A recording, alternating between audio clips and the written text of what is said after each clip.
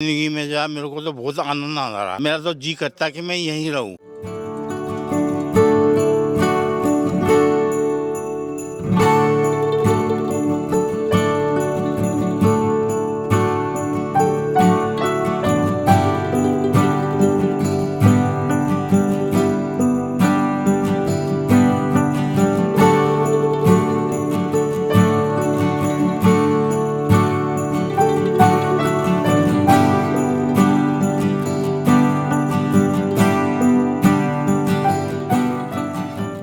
नमस्कार, राम राम, जय हिंद दोस्तों। आज आपका फौजी भाई लेकर आया आपको सीकर के अंदर बहुत ही प्रसिद्ध हर्ष की डूंगरी के नाम से जो जगह है वहाँ पर हम चलेंगे।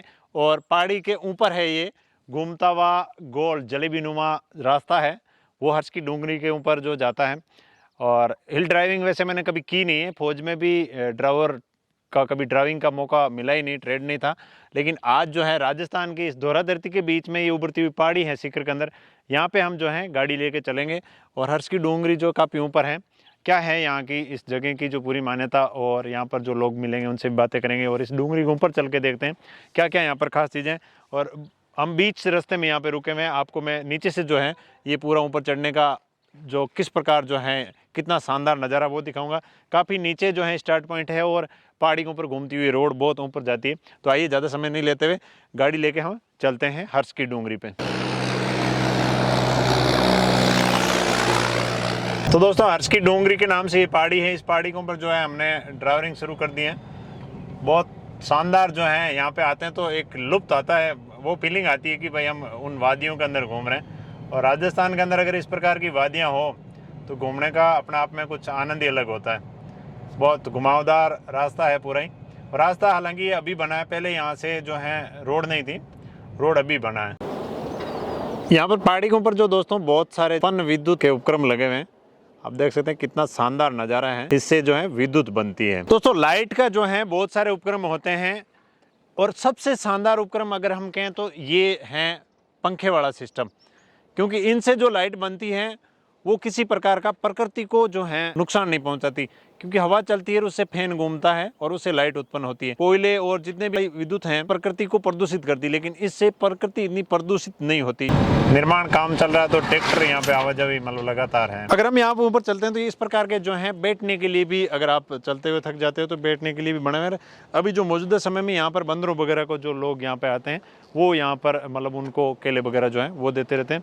और ये पूरा क्षेत्र जो है ये वन्य क्षेत्र है। यहाँ पे आप देख सकते हैं वन विभाग धन्यवाद, हर्ष पर्वत को स्वच्छ एवं साफ रखें, ऐसा इस प्रकार का मतलब बहुत सारे बोर्ड लगे हुए हैं। क्योंकि वन क्षेत्र है और वन क्षेत्रों के अंदर आपको पता है कि वन्य जीव जो हैं वो विचरण करते हैं, उन जीवों को जो है आप किसी प्रकार परेशान नहीं करें। इस प्रकार का यहाँ हर जगह पे जो है बोर्ड लगे हुए हैं और लिखा हुआ है। और बैठने की जगह बहुत शानदार ये लुक है। और इस प्रकार के ये फैन चलते हुए जब इस पहाड़ी के ऊपर आते हैं तो अपना आप में बहुत मतलब आनंदित हो जाते हैं। दोस्तों ये है व्यू पॉइंट, और व्यू पॉइंट के अंदर जो है हम आपको दिखाते हैं यहाँ से सीकर शहर का नज़ारा है, वो शानदार नज़ारा देखने को मिलता है। तो दोस्तों हर्ष की डूंगरी जो इस क्षेत्र का सबसे ऊंचा पॉइंट है, यहाँ पे मैं अभी बैठा हूँ और पीछे आप देख सकते हैं किस प्रकार पवन विद्युत के जो फैन है वो चल रहे हैं। और दूसरी तरफ जो है सीकर शहर, यहाँ से पूरा शानदार शहर नज़र आता है। आज थोड़ा सा मौसम बरसात टाइप हो रखा, तो थोड़ी सी धुंध है, इसलिए शहर इतना साफ नज़र नहीं आ रहा। लेकिन यहाँ जब हम खड़े होकर देखते हैं तो बहुत शानदार नज़ारा, जो इस पहाड़ी की तलहटी के नीचे का जो क्षेत्र है बहुत ही शानदार नज़ारा जो है वो यहाँ पर देखने को मिलता है। और ये इस डूंगरी के बारे में और क्या क्या जानकारी है वो सारी मैं इस वीडियो के अंदर आपको बताने का प्रयास करूँगा। दोस्तों यहाँ तक जो है गाड़ी आती, गाड़ी यहाँ पे हमने पार्क कर दी। और यहाँ इसके बाद में जो मंदिर में अगर आपको जाना तो यहाँ से पैदल ही जो है मतलब पद यात्रा से मंदिर तक जाना पड़ता है। ये लगभग 200 मीटर है, ज़्यादा दूरी नहीं है। इसके बाद में यहाँ से जो है फुटपाथ बना हुआ है, यहाँ से आप पैदल जा सकते हैं मंदिर दर्शन के लिए। बहुत सारे यात्री आते रहते हैं, इनसे भी हम जानते हैं कहाँ कहाँ से हैं। नमस्कार जी, कहाँ से हैं आप? सर हम तो लोकल सीकर के ही हैं। अच्छा सीकर के हैं। हाँ जी, ये इनसे बात की, ये बॉम्बे से आए हैं। अच्छा आप बॉम्बे से आए हो? अच्छा ये मतलब फर्स्ट टाइम आए हो यहाँ पर? हाँ इधर तो फर्स्ट टाइम आया। कैसा लग रहा है? बहुत बढ़िया। अगर आपको पैदल का मौका मिल जाता तो क्या करते? करते आ जाते? बिल्कुल आते। वो बहुत सुंदर दोस्तों, क्योंकि ये भावना ऐसी होती है किसी नई जगह को देखने के लिए। इनका हैवी वेट है, फिर भी बोलते हैं कि अगर पैदल आना पड़ता तो भी आ जाते। कैसा लगा यहाँ पे आके घूम के? बहुत बढ़िया नज़ारा, अच्छी हवा, सब कुछ बढ़िया। मतलब एक हम अगर कहें तो प्राकृतिक माहौल, जिस प्राकृतिक छोटा पिकनिक हो गया एक तरह से। हमारे लिए तो अच्छा। बॉम्बे से आए कि लोकल घूमते नहीं है ज़्यादा। हाँ। तो आज पहली बार सिक्कर भी घूम लिए। बहुत सुंदर दोस्तों, यहाँ पे मतलब बहुत सारे यात्री जो आते रहते हैं। अभी मंदिर किसका है? मंदिर भैरव जी का है, शिव जी का मंदिर है यहाँ पे। शिव जी के और भैरव जी के। हाँ जी। अच्छा, ये कितने पुराने होंगे अप्रोक्स? बहुत पुराना है सर, बहुत कोई पुराना। आइडिया नहीं है यहाँ पे पूरा जैसे लिखा हुआ है, हाँ। लेकिन है काफ़ी पुराना। काफी पुराना है। हम जब छोटे थे तब से इधर आ रहे हैं। तब से आ रहे हो? आप कभी पैदल भी आए हो यहाँ? बिल्कुल पैदल भी आए हुए हैं। रोड कब से बनी है? रोड तो अभी पहले टूटी हुई थी, लेकिन अभी सारी सही हुई है वापस से। अच्छा। तो अब काफ़ी अच्छी रोड हो गई है, और पैदल आने में भी 45 मिनट्स लगते हैं टोटल। कितने किलोमीटर होगा पैदल? 4 किलोमीटर का है। 4 किलोमीटर का। दोस्तों देख सकते हैं किस प्रकार जो है भारत के लोगों के अंदर श्रद्धा भाव होता है। 4 किलोमीटर की पहाड़ी क्षेत्र है और उसको भी मतलब 45 मिनट के अंदर मतलब पार कर लेते हैं। बिल्कुल इजीली हो जाता है, 45 मिनट तो मैक्सिमम है। बहुत सुंदर दोस्तों, और बहुत शानदार ये मतलब एक धार्मिक स्थल भी है, उसके साथ में एक मतलब बहुत अच्छा व्यू पॉइंट भी कह सकते हैं मतलब कि सिक्कर आप यहाँ से खड़े होकर मतलब पूरा शहर देखते। बिल्कुल दिख सकता है। और ये भी है कि अगर हम जिन खेतों से हम निकले हैं उन खेतों को वापस जब ऊपर क्षेत्र में आके देखते हैं तो ऊपर से देखते हैं तो बहुत अच्छा लगता है वो पूरे। बहुत सुंदर दोस्तों। शुभ नाम क्या आपका? दिलीप मित्तल। अच्छा, दिलीप जी हैं। यहाँ पर सीढ़ियाँ जो हैं मंदिर की शुरू हो जाती है, और जो जूते वगैरह पहन के आते हैं वो यहाँ पर उतार के फिर आगे मंदिर दर्शन के लिए यहाँ पर जाते हैं। कुछ यहाँ पर इस मंदिर के बारे में जो है इतिहास भी लिखा हुआ है। चौहान शासकों के कुल देवता शिव हर्षनाथ के जो ये मंदिर हैं, और हर्षगिरी का पर स्थित है। मतलब हर्षगिरी ये पर्वत है, महामेरु शैली में निर्मित है, और विक्रम संवत 1030 973 ईस्वी के अंदर जो है अभिलेख के अनुसार इस मंदिर का निर्माण चौहान शासक विग्रहराज प्रथम के शासनकाल में एक शैव संत भावरक्त उर्फ उल्लत द्वारा करवाया गया था। तो ये इस मंदिर का जो इतिहास है वो यहाँ पर लिखा हुआ है। पर अजंता और अलोरा की गुफा के अंदर जो मूर्तियां हैं उनकी तरह ही उसी की तर्ज पे कुछ छोटी छोटी तस्वीरें हैं, वो भी इस पत्थरों पे उकेरी गई हैं। राम राम जी। राम राम जी। क्या नाम है आपका? कृष्ण कुमार। कहाँ से आए हो? रिक्शा से आए हैं। हाँ जी। अच्छा, फर्स्ट टाइम आए हो यहाँ पर? आते रहते हो? दूसरी बार आए हैं। यहाँ पे क्या मान्यता है ये मंदिर की जो है पुरानी? मानता ये बोलते भैरव जी का मंदिर है, जीव माता का भाई है। दोस्तों छोटी छोटी ऐसी चीजें भी हैं यहाँ पर जिसको हम दिखाने का प्रयास करेंगे। जो हम अगर कहें तो पुरानी कुछ बनावटें हैं पत्थरों के ऊपर, जो यहाँ पे बहुत सारी चीज़ें जो है वो बनाई गई हैं। आप देख सकते हैं बहुत सारे पत्थर हैं जिनके ऊपर यहाँ पे खुदाई करके और बहुत कुछ बनाया गया था, जो यहाँ पे आज भी मतलब व्यवस्थित हैं। और पुरातात्विक सर्वेक्षण विभाग के अंडर है मेरे ख्याल से ये मंदिर, जिस हिसाब से यहाँ पे बोर्ड लगे हुए हैं उसके अनुसार पुरातात्विक सर्वेक्षण विभाग के अंडर ये पर्यटक स्थल है। तो दोस्तों इस हर्ष जी की पहाड़ी के ऊपर जो है 2 मंदिर हैं, एक शिव जी का है और एक जो है भैरव जी का मंदिर है। यहाँ पर कुछ यात्री दर्शन करके निकल रहे हैं। नमस्कार जी। नमस्कार जी। कहाँ से आए आप? दिल्ली से। दिल्ली से आए? हाँ जी। अच्छा, यहाँ फर्स्ट टाइम आए या पहले भी आए? First time.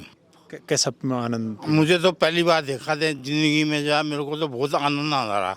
मेरा तो जी करता कि मैं यहीं रहूं और भगवान का नाम लेता रहूं, जब भैरव बाबा की शरण में, भोलेनाथ की में। बस ये समझ लो, मैं तो कुछ कह ही नहीं सकता इसके बारे में। बहुत सुंदर और बहुत ही मनमोहक जगह है। नमस्कार जी।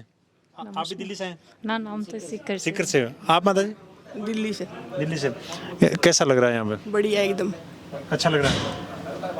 तो दोस्तों देख सकते हैं यहाँ पे जितने भी लोग आते हैं, मतलब एक पहाड़ी क्षेत्र है और जमीन लेवल से लगभग 4 किलोमीटर जो ऊपर का पहाड़ी क्षेत्र है, और इस क्षेत्र की सबसे ऊंची पहाड़ी है।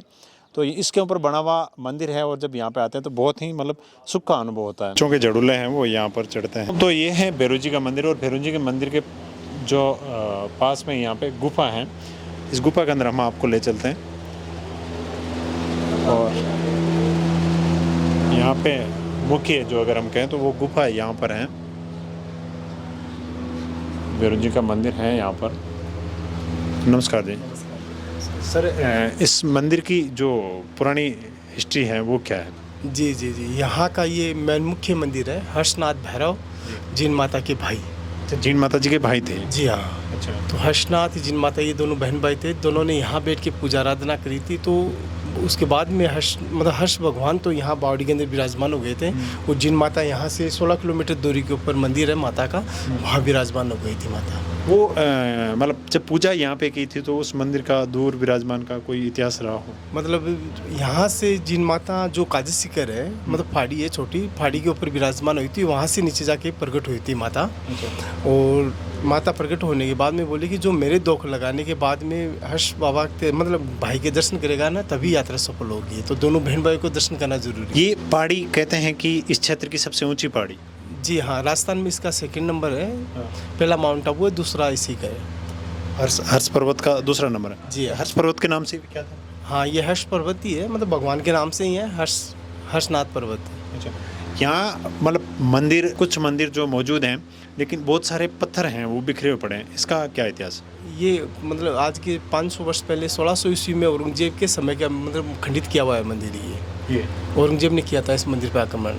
यहाँ पर आक्रमण हुआ था? हाँ जी, हाँ जी। तो ये मतलब जितने भी बिखरे हुए पत्थर हैं वहाँ, मतलब पुराना जो मंदिर था वो पूरा उसको तोड़ के बिखेर दिया? जी जी जी, ये बड़ा विशाल मंदिर था पहले, वो शिव मंदिर था, पंचमुखी महादेव का प्राचीन मंदिर था, जो हर्ष भैरू और जिन माता दोनों यहाँ के तपस्या करती। उसके बाद में ये तो विराजमान हो गए थे। उसके बाद में वहाँ मंदिर के ऊपर एक दीपक जलता था स्वामन तेल का, वो ये दीपक था। अच्छा, तो इस दीपक का प्रकाश यहाँ से दिल्ली दिखाई दिया था, यहाँ से दिल्ली दिखाई दिया था। तब औरंगजेब वहाँ से इस दीपक को देखकर ही इस मंदिर पर आक्रमण करने के लिए आया था यहाँ।